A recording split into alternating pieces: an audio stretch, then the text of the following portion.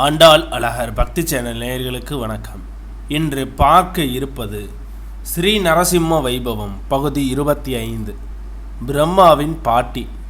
நம்மாழ்வாரின் பாசுரங்களை கொண்டு இப்போது நரசிம்ம பெருமானை அனுபவிக்க வேண்டும். நரசிம்ம அவதாரம் என்பதே ஒரு அடியவர்களுக்காக ஏற்பட்டது. பிரகல்நாதன் தன் தந்தையிடமே அவதாரப்பட்டான்.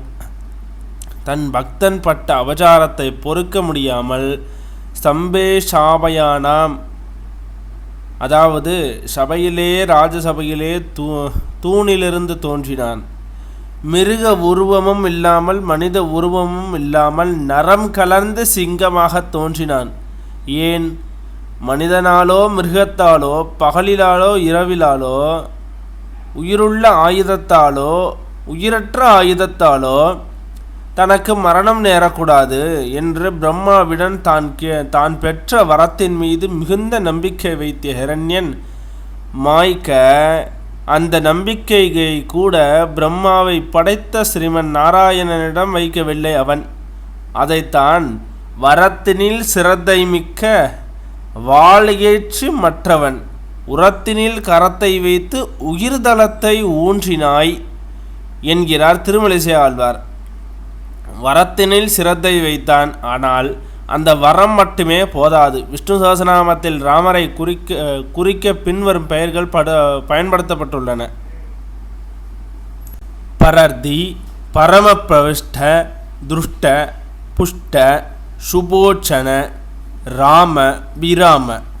விராமம் என்றால் ஓய்வு.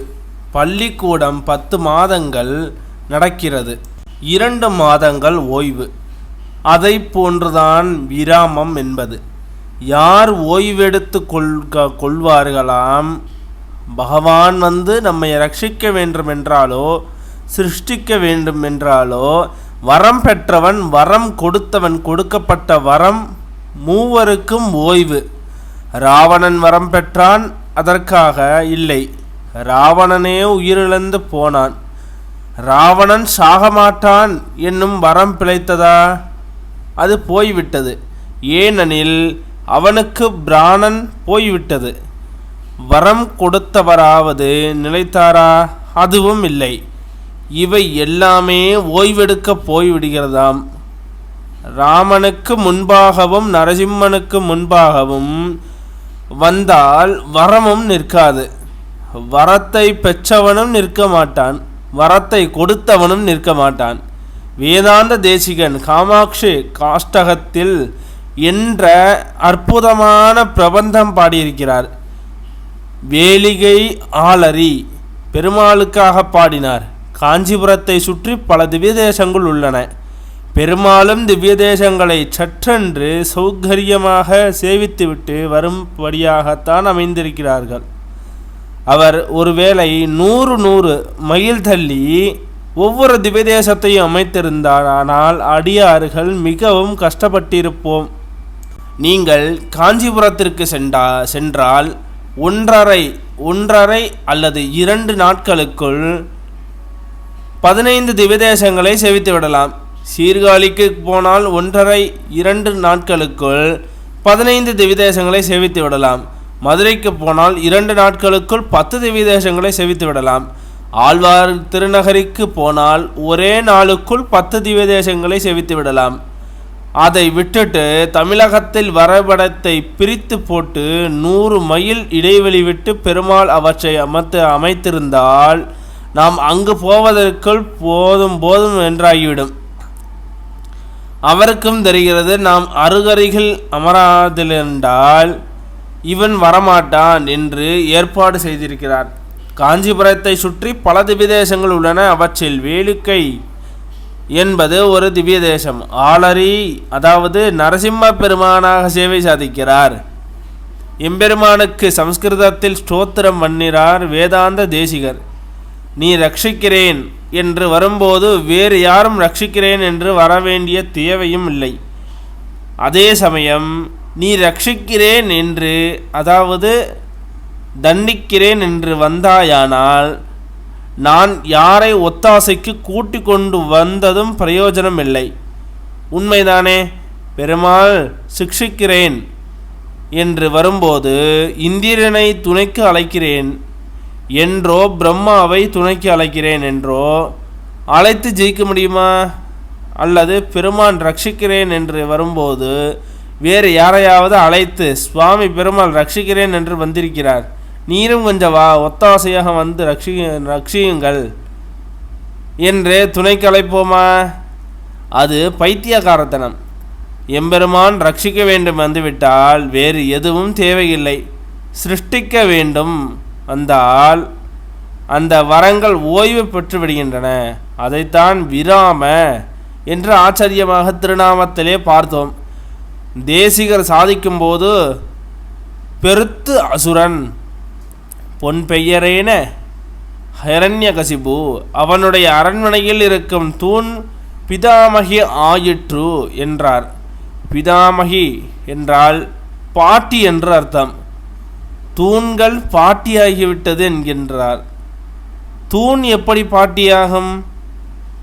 தூண் என்பது அச்சினை, அதாவது போய் தாத்தா பாட்டிக்கெல்லாம் ஆகுமா என்றால் உலகத்திற்கே தாத்தா யாரோ அவருக்கு தாத்தா, அதாவது பிதாமகர் என்பவர் பிரம்மாவுக்கு பெயர்.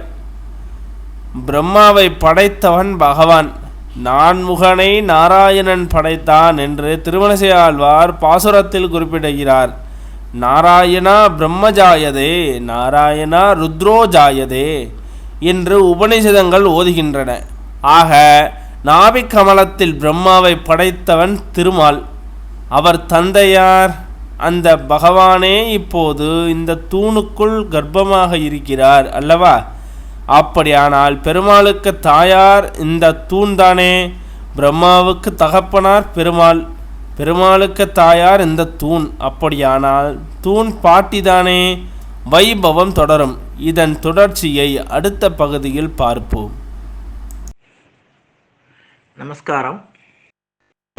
அடியேன் மாரிதாசன் என்கிற நாராயணன். ஆண்டாள் அழகர் பக்தி சேனல் மூலமாக கம்பராமாயணத்தை மன்னவன் வந்தானடி என்ற தலைப்பிலே கிட்டத்தட்ட 140 பகுதிகளாக கம்பராமாயணத்தை என்னுடைய சக்திக்கு ஏற்ற அளவுக்கு உங்களிடம் சமர்ப்பித்தேன். அதைத் தொடர்ந்து குரு பரம்பரை அனுபவமும் ஆழ்வார்கள் அமுதம் என்ற தலைப்பிலே குரு பரம்பரை வைபவத்தை 40 பகுதிகளாக உங்களோடு பகிர்ந்து கொண்டேன். இப்பொழுது வடநாட்டு மகான்களாகிய கபீர்தாசர், ஜெயதேவர், ராமதாசர், துக்காராம், துளசிதாசர் போன்ற மகான்களுடைய சரிதத்தை கூகுள் மீட் மூலம் பிரதி ஞாயிறு தோறும் மாலை 5 முதல் 6 வரை பேசி வருகிறேன். அது நிறைவடைந்தவுடன் அது பரமை மாதவன் யூடியூப் சேனல் மூலமாக வெளியிடப்படும். இந்த நிலையிலே அடியனுக்கு ஒரு சிறு எண்ணம் தோன்றியது. உலகத்தை 3 அடியால் அளந்த வாமனன், ஆனால் உலகத்தை 1.25 அடியால் அளந்தவன் வள்ளுவன்.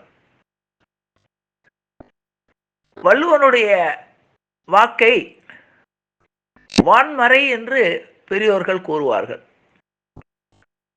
மறை என்றால் வேதம் என்று பொருள். வேதத்தில் சொல்லப்படாத பொருளே இல்லை. வேத வாக்கியம் என்று கூட கூறுவார்கள்.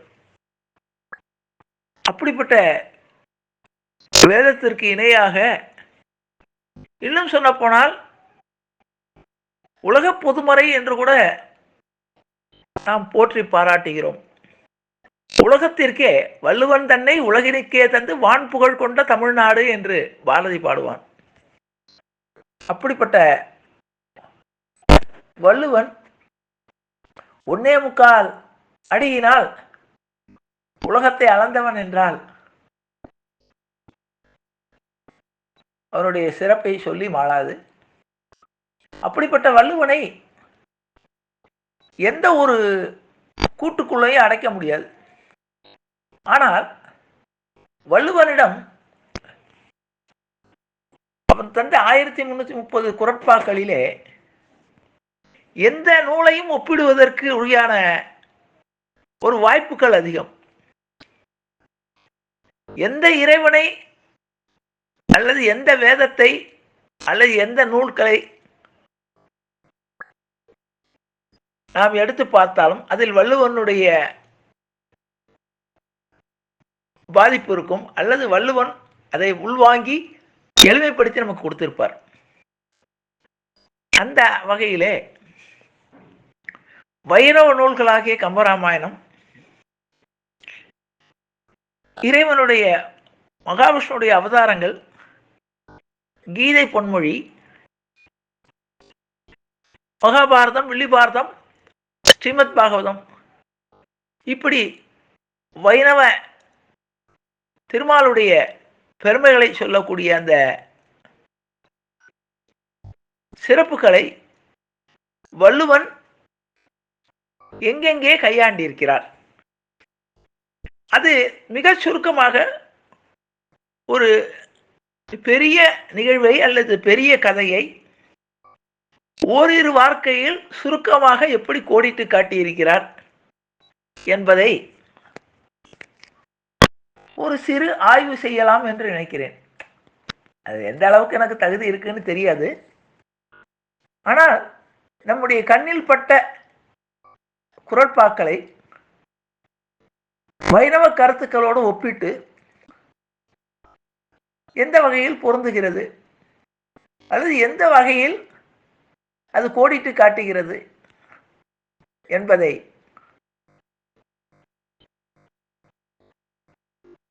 நாம் ஒப்பிட்டு வள்ளுவரும் வைணவமும் என்ற தலைப்பிலே தினம் ஒரு 20 நிமிடம் அல்லது 30 நிமிடம் குறட்பாக்களுடன் வைணவ கருத்துக்களை அல்லது நான் ஏற்கனவே அனுபவித்த ராமாயணம் மகாபாரதத்தில் உள்ள நிகழ்ச்சிகளை நாம் அதோடு ஒப்பிட்டு கலந்து மகிழலாம் என்ற எண்ணம் கொண்டிருக்கிறேன். ஏற்கனவே குரு பரம்பரைக்கும்